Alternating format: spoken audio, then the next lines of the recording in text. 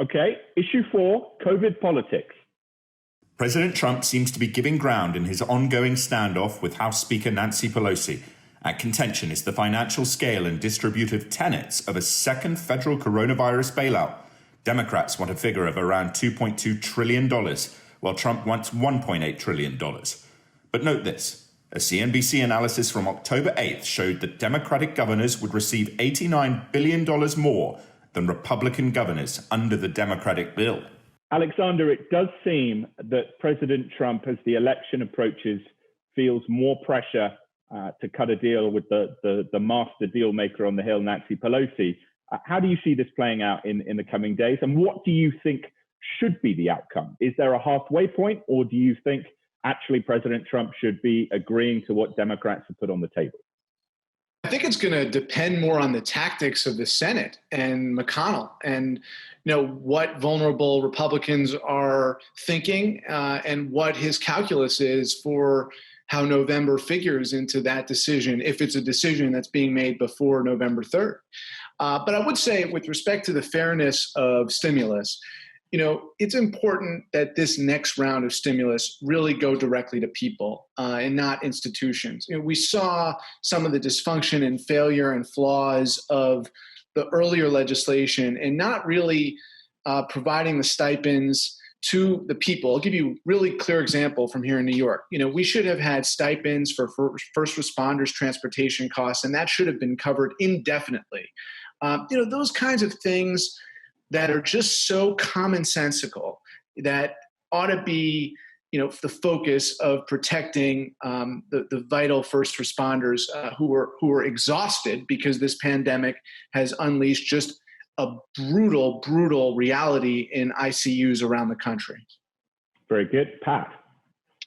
Well, I think that what is driving this whole issue, and I'm surprised, quite frankly, that we haven't got some kind of deal to send the money out there when you're talking about $2 trillion to get out into the country, or a lot of it, even before the election. You'd think both parties would be enthusiastic.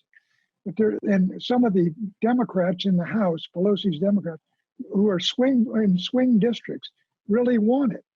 The problem is that in the Senate, there are many Republicans now who don't think it ought. They think it would violate not only their principles but their politics, and they're not for it. As for Donald Trump, I think he's in the position that, look, this election could hinge on this deal, and I'm going to try to work one.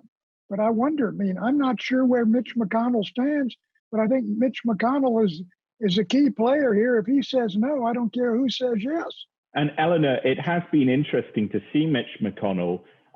He had that notable line in saying he wasn't going to be hanging out the White House because of the COVID super spreader event. Seems to, as the election gets closer, Mitch McConnell is kind of saying to the president, I was your ally here, but I'm the boss in this moment. Your thought on that? Yes, but all those vulnerable Republican senators, I think they'd like a gift package from Washington to take home to at least bring something. And so I think that should be a strong incentive. But I think McConnell is having trouble with his caucus. Half of them don't want to do anything. But there are 47 Democratic votes. You can get to 60 with a handful of Republicans. But to McConnell, that spells defeat if it's not a majority of the Republicans. And Trump is so erratic, and he doesn't. His government doesn't do anything with creating legislative language, and he moves all around. So he's an impediment, and he basically doesn't want to give any money to the blue states. And the blue states are getting more money under this package we've discussed because they're bigger and they have more people and they have a lot of first responders and police officers they don't want to lay off. So those are the problems. If they get over it before the election, it'll be amazing. Trump has said he'd rather do it in the lame duck. A lame duck doesn't do anybody any good politically. So that's the impetus to maybe get something done in the next week. Good analysis. Clarence, your thoughts? I think it's going to be one of those moments when Pat Buchanan and I are going to agree that this is not a time for inaction on Capitol Hill. Frankly, this is a lot like the infrastructure bill that never happened, in my view. Traditionally, there are certain things government does that both parties agreed these are a good thing for Americans, for our districts, et cetera.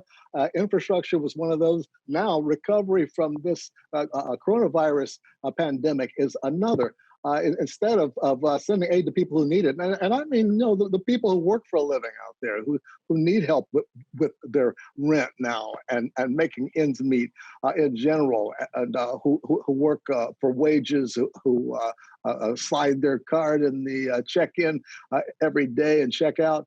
These are other folks who really need help right now, and Congress is just battling among themselves.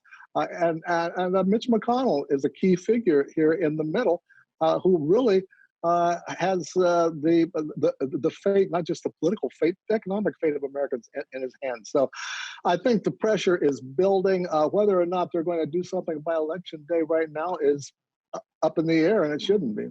Yeah, it's one of the reasons the Barrett nomination wasn't the big home run that the president thought it would be politically, because people out there are saying, we'd rather you pass the aid that get to us. Why are you spending all this time, getting a Supreme Court justice in there? So I thought the Democrats got that point across very well, along with the threat to the ACA. Pat, some of us still think that Amy Barrett nomination was indeed a four-bagger, a home run. Okay, but Pat, let me thread this conversation into the broader idea that we see a difference in approach in terms of what the Biden campaign has presented with a national lockdown. Florida, for example, Republican governor really reopening, and they've sort of got through the worst, but they still have it pretty bad because of that idea or the conflicting ideas of societal benefit, right? That Florida would say, okay, we need to get those service workers back earning. Democrats would say we've got to protect the most vulnerable in our society. If this virus situation is not substantially resolved by, let's say, the end of January, how do you think that might affect the incoming administration and the incoming Congress? I think that if, let's say, Biden wins hypothetically, I think they could run into a hellish situation if there is really a powerful second wave when we're all at home or folks at home and getting together and people are going into bars and people are going back into places. I think you could have a second wave. And this becomes the problem of the new administration. And then Eleanor talking about it's all Donald's fault won't do it. No. We're already in a second wave.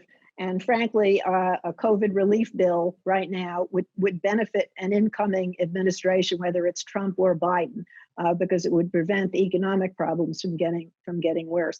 And it's never been a choice between shut everything down and open up and liberate people. There always have been ways to do this carefully and properly. And hey, I'm with Tony Fauci. I'm with Dr. Fauci, along with a lot of other Americans on how you do this. And Trump has deliberately done it in the most reckless way possible to make his political narcissistic point that he is strong and others are weak. Eleanor, not everyone who wants to open up the economy more fully is really in favor of people dying. They say people are suffering from being locked up. I didn't say that kids either. Aren't in school. But you just suggest that everybody that doesn't agree with your exact formula, which is much more lock things up than it is open things up, is somehow wrong in terms of what they believe, what they're saying, and they're bad people. There's a real dispute here. Actually, you're implying that about me. That's a very nice case of projection you just rolled out. Okay. All right. Alexander, come in here. Do you think, there are a lot of vaccines in the work. There seems to be a lot of progress. But again, it's a great unknown. How are we going to see this play out? Tom, the whole Freudian slip of Donald Trump herd mentality, we need a patriotic mentality about this. And any country that's going to be successful needs to understand the nuance that both Pat and Eleanor are getting at, which is that there are sacrifices. And, that is, we're learning from the current CDC director, small gatherings around a Thanksgiving table, those are just as likely to infect folks as some of these larger gatherings at churches or synagogues. So, I think that the next administration even if Donald Trump were to be reelected, or certainly if Biden is elected, needs to have a clean slate, and really focus on scientists who are reputable, who are infectious disease specialists, epidemiologists, virologists, and that is the team, and it should be led by a scientist, not an anti-science former governor of Indiana, vice president of the United States. It's about coupling the science with patriotism in a way that gives people that sense of agency, that they do have freedom, even though we together are heeding the science. Okay. Hey, Clarence, though, on that, I'll give you the final word. The idea of patriotism, though, has to be, I would suggest, sort of encompassing beyond the scientists. And that's one of the things that slightly concern me with President Biden, or the prospective President Biden's approach, even if President Trump has taken the right inverse of that. Do you think, though, that come January, the vaccine will be, well on its way? I mean, as a society, where will we stand? That was filtered, but anyway, go ahead. Well, I think I've been very pleased with the progress they've made already on researching a vaccine. I've already told you my story about being a polio baby and getting the Salk vaccine when I was 7, and the Sabin vaccine a couple of years later. I mean, it changed America at that time. It wasn't just the vaccine. It was in that post-war America. It was more common to have the kind of patriotic feelings that Alexander is talking about. And folks pulled together and lined us kids up, and we got those shots. Nowadays, we're hoping for that to be able to do that again, but we already have talk about people. Is it safe?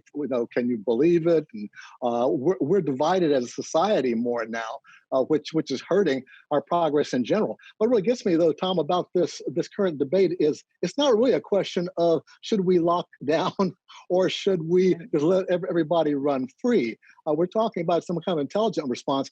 If we do let everybody run free and try the herd immunity approach, it would cost us more. Okay, very good. I would say one patriotic example we could probably all get behind: Secret Service protecting Biden and the president. Great patriotic professionals there.